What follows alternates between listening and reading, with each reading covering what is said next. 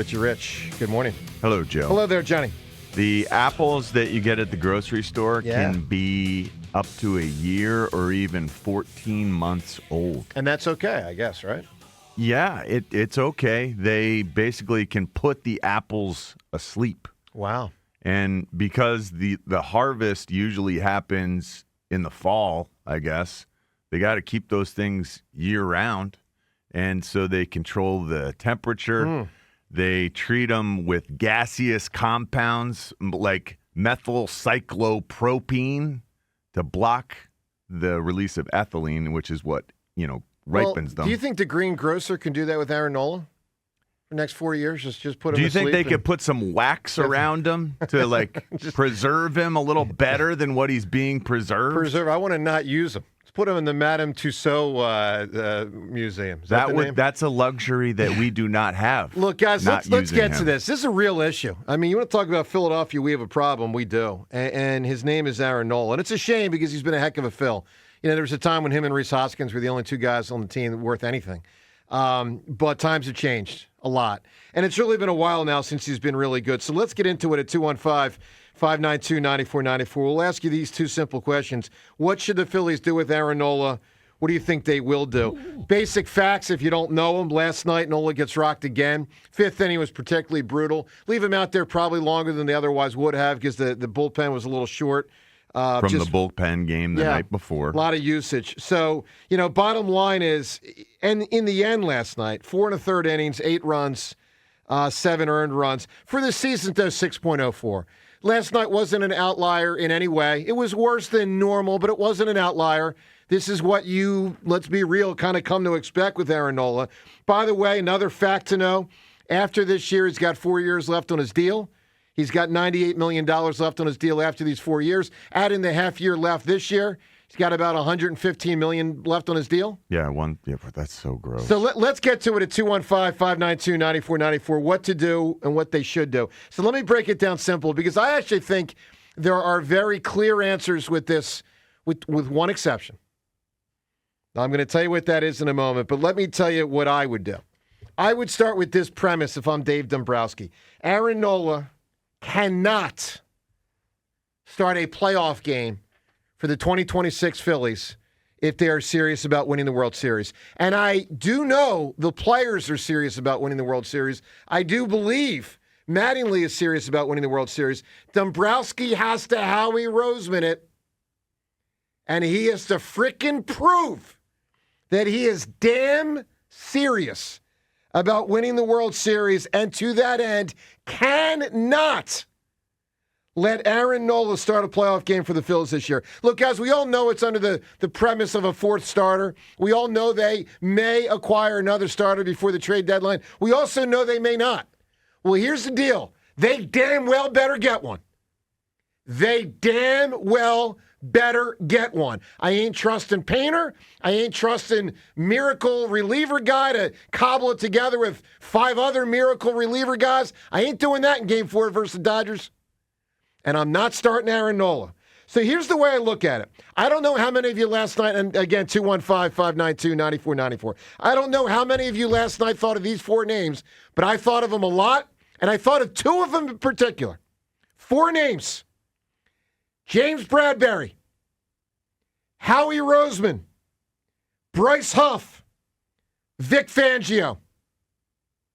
The reality is this. The Eagles won a Super Bowl by not playing James Bradberry and Bryce Huff. They said, we're paying you a ton. And you know what? We ain't playing you. And the reason why I thought in particular about Bradberry and Howie is this. It is a general manager's call in the end, not truly defensive coordinator, not Don Mattingly, not pitcher's coach. Okay? Dombrowski has to, from on high, if you're running baseball operations, you have to, from on high, and how he did this, you have to say, I am not submarining my team's chances. I am not putting the players, the other players, and the fans in a position to have to watch them. And again, guys, makes me sad. Makes me sad. I like Nola. I'm a Nola fan. Okay? Nola fan right here.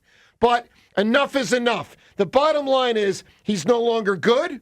He's no longer average. In Major League Baseball terms, he is a bad baseball pitcher in Major League Baseball.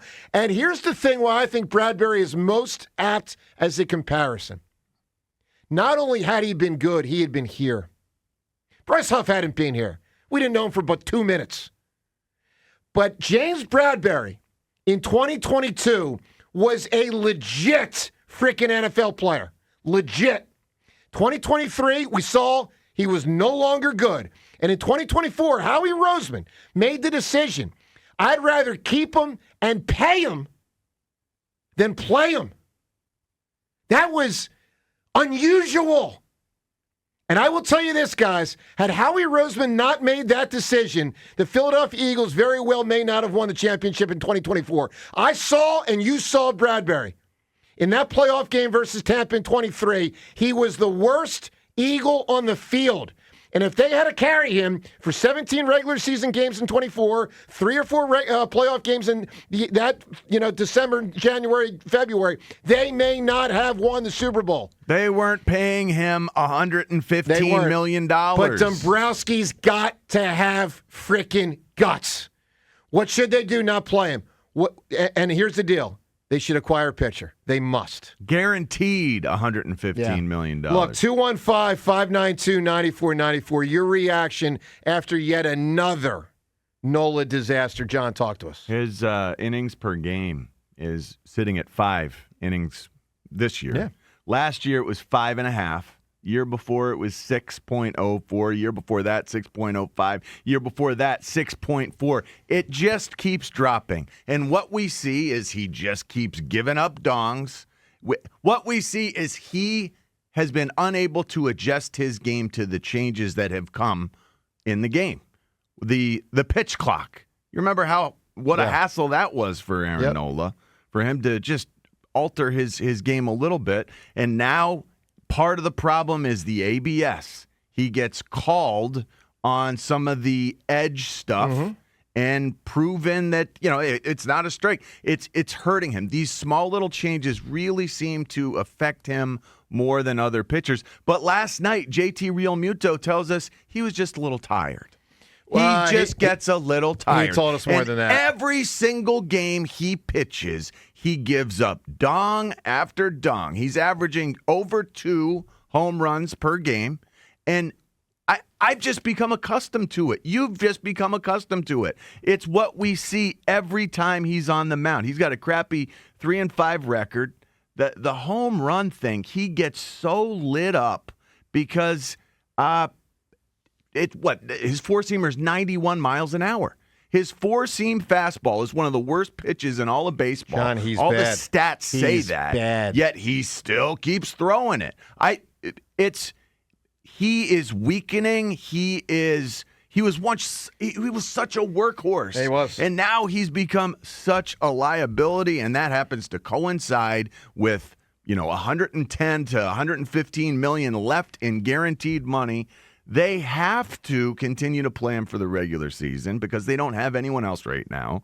I do think Dave Dombrowski must effort finding a middle-of-the-road starter somewhere. He went out in 2022 and signed Syndergaard. Yeah. He went out in 2023 and signed Lorenzen, who gave us a no-hitter, by the way. They never won another game, but you're right. We can find a middle-of-the-rotation starter somewhere. That must be a focus. And the problem is, we've talked about it, we don't have much to deal with in the farm system. So it really is a quandary. But we just can't keep trusting Aaron Nola. 4.5 years left on his deal. I think the Phillies in the short term, while they're forced to play him, they can adjust pitch usage. Hey, the 91-mile-per-hour four-seamer, let's take it off the menu. Let's work on the breaking stuff. Let's throw more of the breaking stuff. I think just getting tired, just weakening. He feels so weak. He can adjust his game, I hope. He can. The problem is it doesn't seem in the past He's tried. He's been able to adjust quickly by any stretch. Look, every player at some point is It's always a done. problem. It's always a problem with Aaron Nola. He's so set in his ways. We know that. He likes to do it a certain way. The game has sort of passed him by, sadly enough. And again, the farm system being so depleted, it creates this massive conundrum.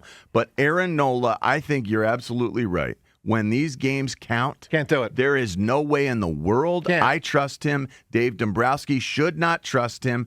He needs to move mountains to find another starter prior to this August 3rd trade deadline. Look, 215-592-9494 to weigh in on this very important issue for the Phils.